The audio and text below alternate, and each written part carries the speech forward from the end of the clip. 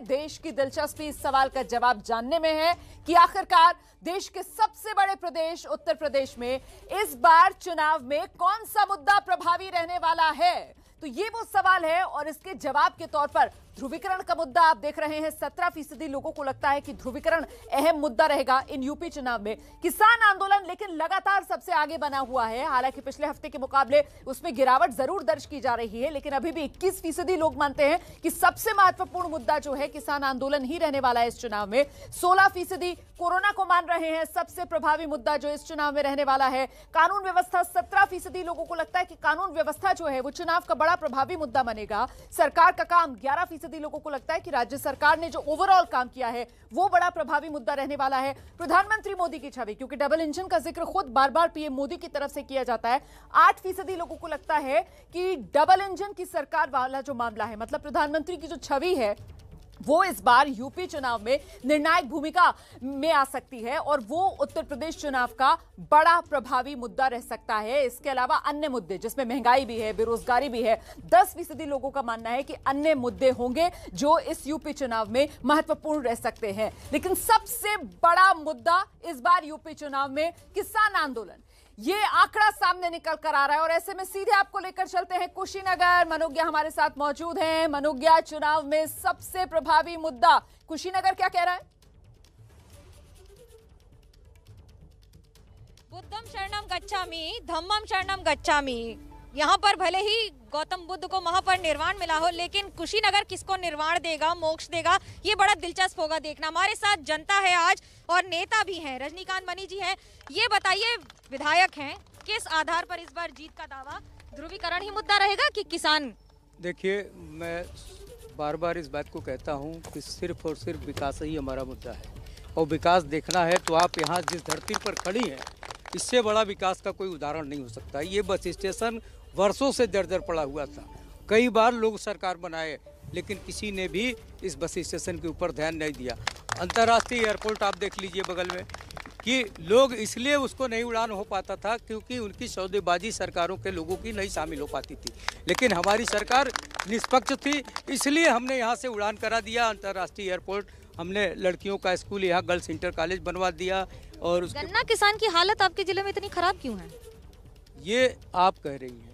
आप एक बार मूल्यांकन कर लीजिए कि पिछली सरकारों में 97-98 तक का भी बकाया है। अखिलेश मुलायम सिंह यादव की सरकार का बकाया। पांडे जी हमारे साथ हैं समाजवादी पार्टी से। नहीं है, कोई बकाया नहीं। समाजवादी पार्टी से गन्ना किसानों के दुर्दशा को क्या होगा बड़ा इस बार? किसान आंदोलन, ध्रुवीकरण, विकास?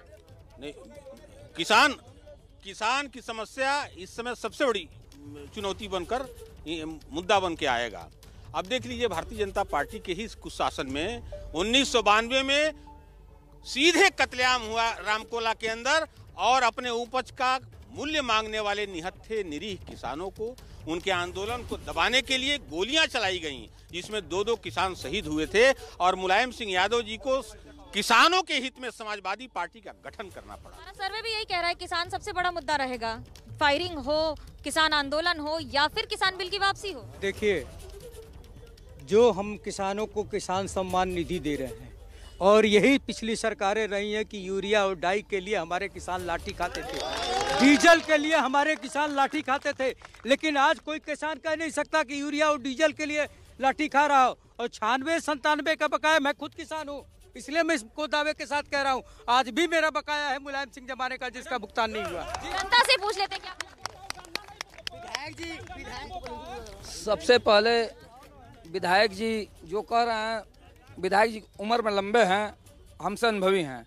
मुद्दे पे बात यह है कि विधायक जी के पार्टी से 22 लोग यहाँ टिकट मांग रहे हैं, लेकिन विधायक जी को छोड़ के 21 लोग को ये पता नहीं होगा इस विधानसभा में कौन कहाँ है। क्या? देखिए सर, सुनिए, प्लीज सुनिए। यहाँ पे मुद्दा ये नहीं है कि किसान विधायक जी अभी कह रहे थे, हमारे आदरणीय विधायक जी कहते कि किसान मुद्दा को मैं पूछना चाहता हूँ मैम कि शिक्षा पे बात कर लें। विधायक जी के आवास के बगल में एक डिग्री कॉलेज है। विधायक जी शिक्षा पे बात कर लें, उस डिग्री कॉलेज को ये भारतीय जनता पार्टी के लोग प्रचार का स्थल बना दिया है। शिक्षा को शून्य कर दिया, शून्य कर दिया। क्या कहेंगे आप? लगा के हाँ, हमारे देखिए, हमारी गवर्नमेंट में मुद्दा ये था कि ये लोग एयरपोर्ट का अर्थ उड़ाएंगे, उड़ाए नहीं, उड़ाया हम लोग। अब ये करे हम लोग फीता काटे हैं। विकास अहम मुद्दा है और भारतीय जनता पार्टी सरकार ने विकास किया है। विकास का उदाहरण सामने है। अंतर्राष्ट्रीय एयरपोर्ट, गन्ना किसानों का भुगतान 31 दिसंबर तक का हो चुका है। गन्ना किसानों का कोई बकाया नहीं है। राष्ट्रीय सुरक्षा और घर सुरक्षा, दोनों सुरक्षा, मतलब लोगों की सुरक्षा और राष्ट्रीय सुरक्षा। भारतीय जनता पार्टी की सरकार 2017 में बनाई, हम लोग ने 19 में सरकार हम लोग ने बनाई है। भारतीय जनता पार्टी भाजपा की सरकार हम लोग की बनने जा रही है। समाजवादी पार्टी की सरकार में केवल परिवारवाद की बात होती है, लेकिन भारतीय जनता पार्टी सबका साथ, सबका विकास और सबका विश्वास की बात करती है। इसलिए करती है कि सारे लोगों का उत्थान करने की बात। हमारी सरकार किसानों के हित में 28 फरवरी तक क्रय केंद्र चलवा रही है, सम्मान निधि दे रही है, गन्ने का पेमेंट दे रही है। हम जोगी की सरकार से खुशहाल हैं। अगर गई बात किसान आंदोलन, मैडम पूर्वांचल अति पिछड़ा इलाका है, यहाँ पर जल जनित रोग था और भारतीय जनता पार्टी की सरकार बनने पर 95% मृत्यु दर बच्चों का यहाँ घटा हुआ है। एम्स बना है।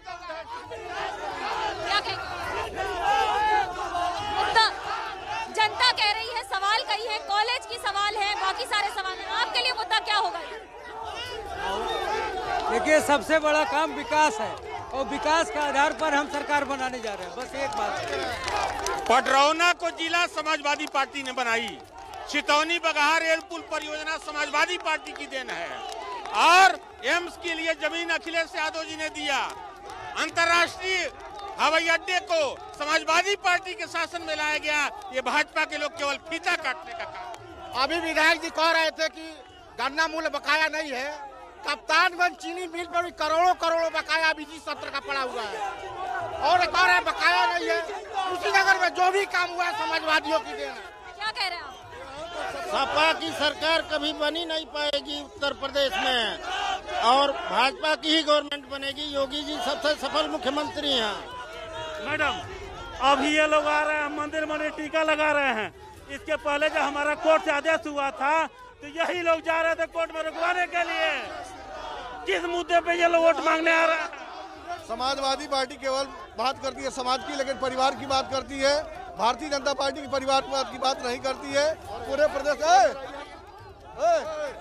देखिए, ये कार्यकर्ताओं में बातचीत की जगह मारपीट शुरू हो गई है और ये हालात है इस समय चुनाव की राजनीति के। ये भी एक तस्वीर है उत्तर प्रदेश की राजनीति की। आप देख लीजिए, बात करते करते, डिबेट करते करते रोमाना सवाल सर्वे का और सवाल के साथ ही साथ लड़ाई। दोनों पक्षों के कार्यकर्ता एक साथ यहाँ पर मारपीट।